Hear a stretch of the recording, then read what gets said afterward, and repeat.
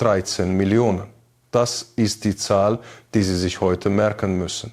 13 Millionen Barrel Öl jeden einzelnen Tag weg vom Markt verschwunden. Zum Vergleich, die beiden Ölschocks von 1973 und 1979 zusammen haben die Welt 10 Millionen Barrel pro Tag gekostet. Sie haben die westliche Welt in die Rezession getrieben. Benzinrationierungen, Massenarbeitslosigkeit, jahrelange Stagnation. Heute verlieren wir 13 Millionen und Nils aus Nürnberg zahlt schon jetzt über 2 Euro für den Liter Diesel. Am Sonntag den 13. April 2026 um 10 Uhr morgens Ostküstenzeit trat die US-Marineblockade der Straße von Hormuz offiziell in Kraft. Trump hatte die Friedensgespräche in Islamabad für gescheitert erklärt. J.D. Vance sagte, Iran liefert keine Garantien zum Nuklearverzicht. Und damit war das Tor zu. Wieder. Washington feiert einen strategischen Sieg.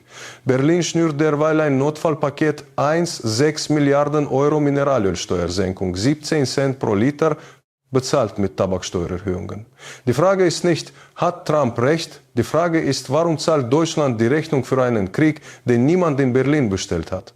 Was wir heute analysieren, existiert in dieser Form in keiner westlichen Berichterstattung.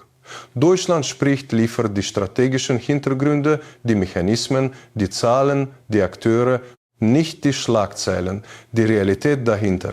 Abonniere Deutschland spricht und aktiviere die Benachrichtigungen, bevor der nächste Preisschock kommt, ohne Vorwarnung. Fakten zuerst. Analyse danach. These.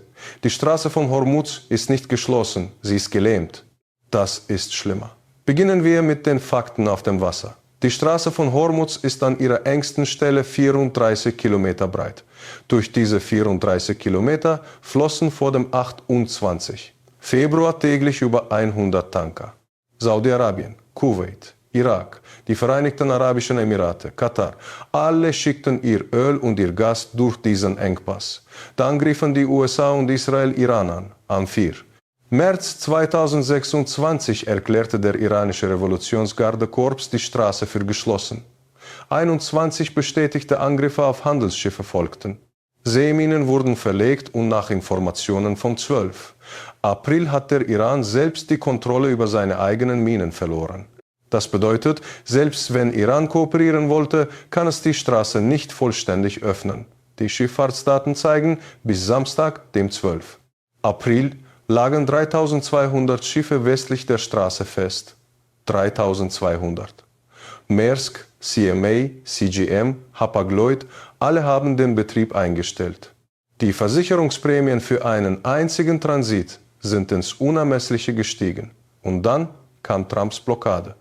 Offiziell richtet sie sich nur gegen Schiffe, die iranische Häfen anlaufen. Die Realität: Kein Kapitän riskiert sein Schiff und seine Ladung in einem Gebiet, in dem Iran droht, jeden Militärverband zu vernichten. Analytiker von Al Jazeera formulieren es präzise. Die Blockade iranischer Häfen ist de facto eine Blockade der gesamten Straße. In April wurde aus der gesamten Golfregion kein einziges Barrel Öl neu geladen. Kein einziges. These: Trump hat zweimal dieselbe Entscheidung getroffen mit entgegengesetztem Ergebnis. Hier wird es interessant. Hier beginnt das Versagen der westlichen Berichterstattung. Erinnern Sie sich, im März 2026 hat die Trump-Administration vorübergehend Sanktionen auf iranische Ölexporte ausgesetzt. Der Grund? Den Energieschock abmildern, die globale Wirtschaft stabilisieren. Wenige Wochen später erklärt Trump die Blockade. Er will verhindern, dass Iran von illegalem Erpressungsgeld profitiert, so sein Wortlaut auf Truth Social. Das ist kein Strategiewechsel, das ist ein Widerspruch in Echtzeit. Ökonom Anas Al-Haji vom NGP Energy Capital Management formuliert es für Al Jazeera ungeschminkt. Wenn die USA iranische Häfen blockieren, aber gleichzeitig versprechen, nicht iranische Schiffe nicht zu behindern, dann schützt das niemanden. Iran hat Drohnen, Iran hat Raketen, Iran hat Minen, die niemand mehr findet. Kein Versicherungskonzern der Welt akzeptiert dieses Risiko. Was bedeutet das konkret für den Ölpreis? Trita Parsi vom Quincy Institute sagte auf CNBC am Montag, wenn die Blockade die letzten verbliebenen Tanker aus der Region verdrängt, kostet ein Barrel Öl $150.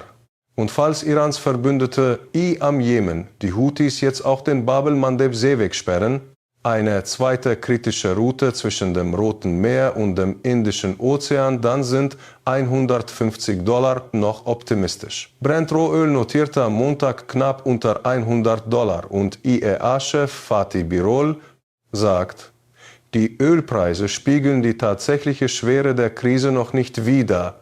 Sie werden steigen. Was Sie jetzt gleich erfahren werden, haben bisher nur wenige wirklich durchgerechnet, was das konkret für ihre Heizkosten, ihren Arbeitsplatz und die deutsche Konjunktur bedeutet. These: Deutschland bezahlt für einen Krieg, den es nicht wollte, nicht mitentschied und nicht beenden kann. Kommen wir nach Hause, nach Deutschland. Montag, der 13. April 2026, Villa Borsig in Berlin. Kanzler Friedrich Merz, Vizekanzler Lars Klingbeil, Markus Söder, Bärbel Bas. Nach einem Wochenende harter Koalitionsverhandlungen tritt die Bundesregierung vor die Kameras. Das Paket: Mineralölsteuer wird 17 Cent pro Liter gesenkt. 2 Monate. Kosten: 1,6 Milliarden Euro. Gegenfinanzierung: höhere Tabaksteuer. Merz selbst sagt, und das sollten Sie wörtlich hören, der Krieg ist die eigentliche Ursache unserer Probleme. Ja, genau. Der Krieg, den Merz weder mitbeschlossen hat, noch verhindern konnte. Der Krieg bei dem US-Stützpunkt Ramstein als Logistikhub für amerikanische Angriffe auf Iran diente, während Merz offiziell erklärte, das ist nicht unser Krieg. Aber die Rechnung ist sehr wohl seine. Schauen wir auf die Zahlen. Die führenden deutschen Wirtschaftsforschungsinstitute haben ihre Wachstumsprognose für 2026 auf 0,6% gesenkt. Vor dem Krieg waren es noch 1,3%, halbiert. Das IFO-Institut warnt, Deutschland und die Niederlande tragen das höchste Rezessionsrisiko in der Eurozone. Die EZB hat ihre Inflationsprognose für 2026 auf 2,6% nach oben korrigiert und das Wirtschaftswachstum der Eurozone auf 0,9% gesenkt. Europäische Gasbenchmarks der Dutch TTF haben sich seit Kriegsbeginn fast verdoppelt. Über 60 Euro pro Megawattstunde. Und es gibt noch einen Faktor, der in den deutschen Medien kaum besprochen wird. Die europäischen Gasspeicher lagen nach dem Winter 2025 durch 2026 auf einem historischen Tiefstand, geschätzt nur 30% Kapazität. Deutschland und ganz Europa wären normalerweise jetzt dabei, die Speicher für den nächsten Winter zu füllen. April, Mai, Juni, das sind die Befüllungsmonate. Aber in April wurde aus dem Golf kein Gas geladen. Kein einziges Schiff. Shell hat bereits gewarnt, Europa könnte schon im April erste Treibstoffengpässe erleben.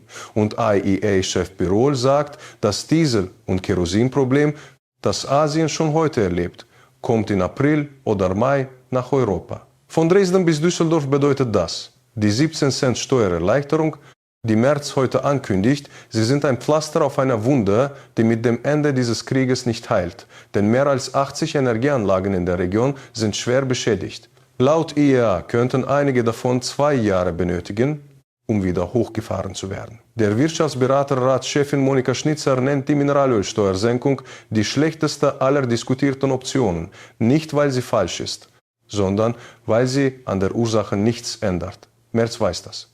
Er sagte es selbst, wir werden die Folgen dieses Krieges noch lange spüren, auch nach seinem Ende. These: jede Krise hat Gewinner. Diese auch. Iran verliert Öleinnahmen, aber gewinnt Zeit. Der neue oberste Führer Mojtaba Khamenei hat klar signalisiert, die Straße ist Druckmittel, Verhandlungskapital. Ein geöffnetes Hormuz ohne Garantien wäre eine Niederlage. USA. Trump verkauft innenpolitisch einen Sieg. Khamenei Senior ist tot. Militärische Ziele wurden erreicht. Aber ökonomisch leidet auch Amerika. Benzin kostet über $4 pro Gallon, der höchste Stand seit Jahren. Und die Fed hält die Zinsen stabil, weil die Inflation durch Energiepreise nach oben drückt. Russland beobachtet still. Jeder Dollar, den der Ölpreis steigt, füllt Moskaus Kassen.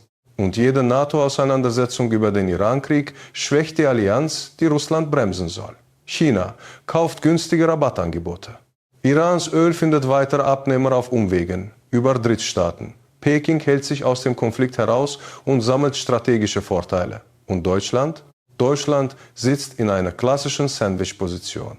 abhängig von Energieimporten, eingebunden in ein NATO-Bündnis, das Trump gerade als Einbahnstraße bezeichnet, und verantwortlich für eine Volkswirtschaft, die mit BASF, der Chemie, dem Maschinenbau die höchsten Energiekosten der Industriewelt verzeichnet. Was bedeutet das für Sie von Dresden bis Düsseldorf? Benzin und Diesel. Trotz der 1,7 Cent Entlastung bleiben Preise über 1,80 Euro, solange Hormuz nicht fließt. Heizkosten. Die Gasspeicherfüllung für Winter 2026 durch 2027 ist gefährdet. Herbst wird teuer. Arbeit, Chemie und Stahlunternehmen haben bereits Aufpreise von bis zu 30% angekündigt. Das kostet Aufträge, das kostet Jobs. Wirtschaftswachstum 0, 6% statt 1. 3% und das IFO-Institut hält eine 0 oder ein Minus für möglich, wenn die Blockade den Sommer überdauert. Bedingungen. Iran akzeptiert eine Nuklearverpflichtung. Trump kann innenpolitisch als Sieger dastehen. Die Straße öffnet innerhalb von Wochen. Problem. Selbst dann dauert es laut IEA Monate, bis die beschädigten Ölfelder, Raffinerien und Pipelines wieder volle Kapazität erreichen. Der Preisschlag kommt, die Entwarnung dauert. Für Deutschland. Langsame Erholung ab Herbst 2026. Wachstumsprognose könnte auf 0,8 bis 1% steigen. Energiepreise sinken, aber nicht auf Vorkrisenniveau. Die Blockade bleibt bestehen. Sporadische Verhandlungen. Kein Durchbruch. Tankerverkehr bleibt unter 20% des Vorniveaus. Für Deutschland technische Rezession im zweiten Halbjahr 2026. Arbeitslosigkeit steigt leicht. Koalition steht unter extremem innenpolitischen Druck. Weitere Notfallpakete, aber woher kommt die Gegenfinanzierung? Houthis schließen Bab-el-Mandeb. Iran greift Infrastruktur in Saudi-Arabien und den WAE an. Ölpreis springt auf $150 oder mehr. Für Deutschland Energienotstand. Benzinrationierung nicht ausgeschlossen. Die Industrie BASF, ThyssenKrupp, der Automobilzulieferer, friert Investitionen ein. Eine Depression, nicht nur eine Rezession, wird möglich. Die Frage ist nicht ob, sondern wann einer der Akteure die falsche Entscheidung trifft. Washington hat eine Blockade erklärt und nennt das Strategie. IEA-Chef Birol nennt es die schlimmste Energiekrise der Geschichte. Merz nennt es die eigentliche Ursache unserer Probleme und kürzt die Mineralölsteuer. Keiner von ihnen hat eine Antwort auf die entscheidende Frage. Wer bezahlt die Schäden an 80 zerstörten Energieanlagen? Wer füllt die Gasspeicher für den deutschen Winter? Wer haftet, wenn 0,6% Wachstum zur Null werden? Bis heute niemand. Was ist Ihre Einschätzung? Ist Merz Notfallpaket ausreichend? Schreiben Sie es in die Kommentare. Auf Ihrem Bildschirm sehen Sie jetzt 2 weitere Tiefenanalysen. Klicken Sie jetzt. Abonnieren Sie Deutschland spricht. Bleiben Sie wachsam. Fakten zuerst. Analyse danach. Das ist Deutschland spricht.